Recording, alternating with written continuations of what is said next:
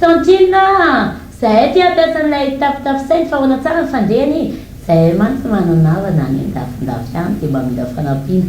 Zany hoe tsotra be ky dia mora be ny teneniko andria. Aza misahirana akory fa teneny fotsiny izy hoe raha iPhone hono hoe ny telefona dia tonga dia téléchargé ao ny App Store.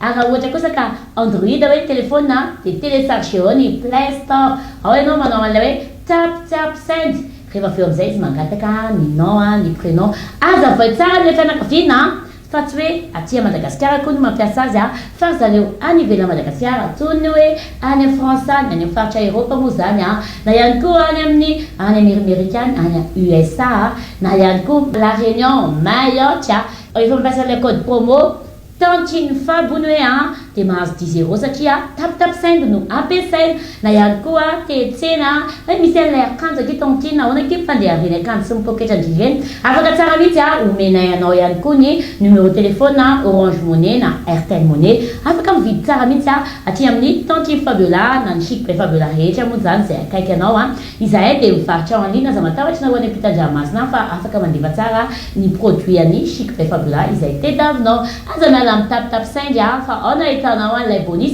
10 €, 1 € plus 10 € égale 11 €. 11 € zany no azo ohatra ka 1 € no rehefanao aty Madagasikara.